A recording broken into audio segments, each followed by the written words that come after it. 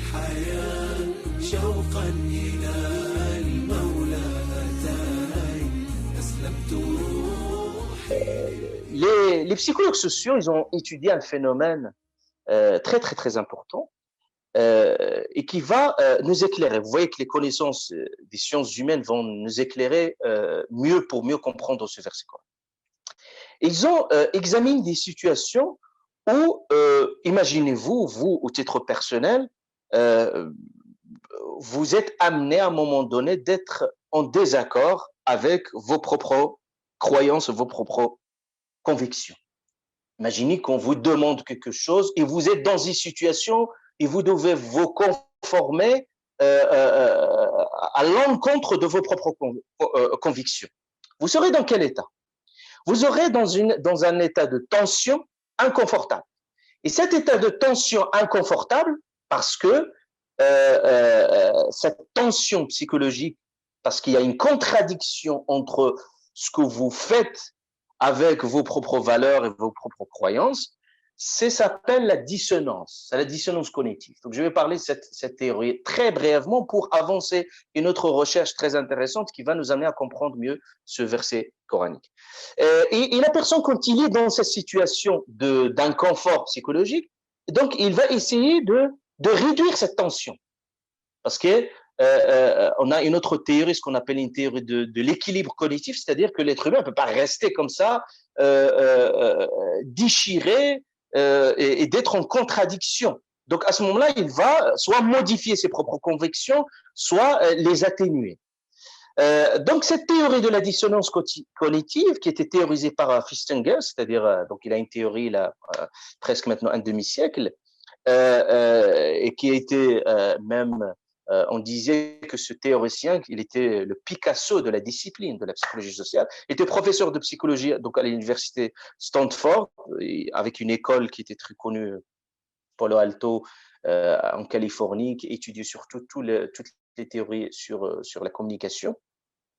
Donc ce concept, il a été élaboré suite à un phénomène qui a été constaté dans une secte qui croyait à la fin du monde. Donc, à un moment donné, ils ont déterminé, vous voyez, ces théories, à chaque fois, il revient, juste pour vous donner un peu l'historique de cette théorie, pour que vous puissiez mieux comprendre cette théorie qui va nous amener à mieux comprendre ce verset. Donc, en fait, ces psychologues, ils sont infiltrés dans une secte, et cette secte-là, parmi leurs croyances, c'est qu'ils croyaient que la fin du monde, ça va être à un tel moment, c'était à minuit qu'il y aurait la fin du monde. Et puis, pour ces psychologues, ils veulent mieux comprendre, ils disaient, bah, si il n'y a pas la fin du monde à minuit, qu'est-ce qui va se passer? Donc pour dire que quand la réalité contredit nos propres convictions, comment va réagir et comment va s'accommoder l'individu face à cette situation? Donc, ils se sont infiltrés dans cette secte et puis sont restés, voilà, en train d'analyser. Les gens, ils étaient en train de prier dans un état vraiment de croyance forte et qui croyaient que même les extraterrestres, ils vont les chercher bientôt et la fin du monde, ça va être à minuit. Et puis, ils se sont arrêtés ils regardent, ils constatent moment par moment jusqu'au qu'on arrive à minuit. Et puis, il n'y a rien qui se passe à la fin du monde. Et puis, à ce moment-là, le chef, on peut dire le leader de cette tribu, il disait tellement qu'on a prié Dieu intensément qu'il nous a épargné la fin du monde.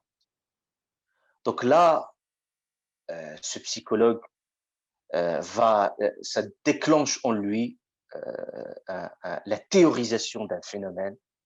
C'est très étonnant. On ne parle plus de l'homme rationnel, mais de l'homme rationalisant. C'est-à-dire l'être humain rationalise ses propres actions pour qu'il soit cohérent avec ses propres convictions. Donc, puisqu'il voyait que la fin du monde ne s'est pas passée, ça veut dire qu'il va ébranler leurs propres croyances, et puis il va utiliser la justification, la rationalisation pour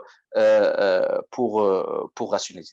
Et ce phénomène-là, vous êtes tous et nous tous régulièrement confrontés dans notre quotidien à cet état d'inconfort de la dissonance. Par exemple, quand on vient de dire un petit mensonge, et puis on voit que ça se contredit dans notre discours, quand on vient de faire un choix difficile, ou quand on démontre quelque chose qui est tellement évidente. Donc, cette théorie va modéliser en fait ce phénomène. Euh, donc, sans parler vraiment de tout ce qui relève de cette théorie, ça relève vraiment d'un cours qu'on enseigne et que j'enseigne à l'université à l'époque sur tous ces phénomènes de la dissonance cognitive. Mais j'aimerais juste vous préciser comment les chercheurs essaient de comprendre ce phénomène de la dissonance cognitive. En fait, et la plupart de ces expériences qui sont menées, souvent dans des laboratoires de recherche, ils étaient menés de ce qu'on appelle la soumission induite, forcée induite. Donc, qu'est-ce qu'on fait? On induit souvent les participants à faire dans la manipulation, à faire ce qu'ils n'auraient pas fait spontanément. C'est-à-dire, par exemple, on demande à certains, par exemple, de rédiger, par exemple, si on vous demande, par exemple, de rédiger un essai, ce qu'on appelle contre-attitudinal, c'est-à-dire des choses qui sont contraires à vos principes, et vous écrivez. Par exemple, des gens qui sont pour la peine de mort, on leur dit d'écrire contre la peine du mort, d'écrire un essai pour la peine du mort. Imaginez-vous, on vous demande d'écrire un document qui est contraire à vos principes, de dire que Dieu n'existe pas, par exemple. Et puis, on voit le comportement des individus, comment ils vont faire, comment ils vont réagir et comment ils vont essayer de sortir de cet état d'inconfort psychologique. Donc, je ne vais pas détailler un petit peu qu'est-ce qui se passe et comment les individus vont ajuster, bien entendu, leur comportement pour qu'ils soient conformes à la réalité. Tout cela, je vais zapper tout ça parce que ce n'est pas notre cours aujourd'hui. Mais ce que je voulais ici, juste pour vous dire la conclusion, on peut dire que l'être humain, quand il était dans cet état de dissonance, donc toujours il justifie son comportement après coup et parfois même il va donner du sens à ses propres actions. Donc, cette confusion, donc, elle est liée à une question fondamentale, c'est que notre esprit a besoin de limiter l'incertitude. C'est-à-dire que attendre l'inconnu est angoissant.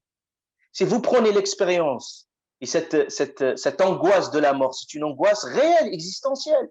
Et si vous dites à tout à chacun, même si dans l'apparent, il renie cette forme de la vie après l'au-delà, mais rien qu'évoquer cette question sans avoir des réponses correctes et des réponses réelles, ce qui se passerait, c'est une forme d'angoisse.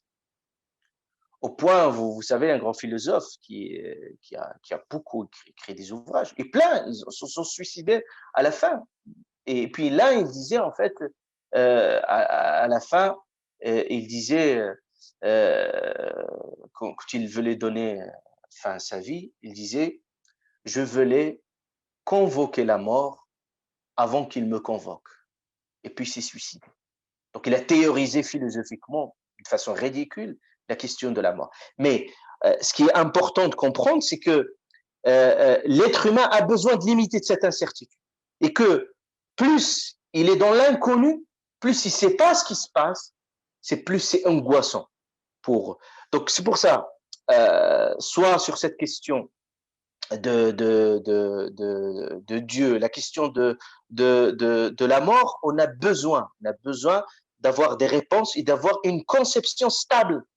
Parce que la confusion, c'est le contraire de la stabilité. La stabilité, et c'est ce qui stabilise le niveau de la foi, et stabilise la croyance et rend la personne plus sereine, c'est finalement avoir des réponses claires sur la question de la vie et les questions de la mort. C'est ce qu'on appelle, les psychologues parlaient de la clôture cognitive, c'est-à-dire que les personnes, l'esprit a besoin de limiter ces incertitudes. Et on voit qu'il y a beaucoup d'études aussi qui montrent que finalement, que cette clôture cognitive, elle est plus importante en fait chez des sujets croyants parce que ça leur permet vraiment d'avoir des réponses et de ne pas se lancer dans un nihilisme existentiel qui laisse les individus vers l'inconnu. Donc c'est ça cette forme de confusion, cette forme de confusion parce que il n'y a pas de réponse claire, il y a toujours des contradictions entre des convictions profondes et entre de ce qu'on déclare dans cette réalité.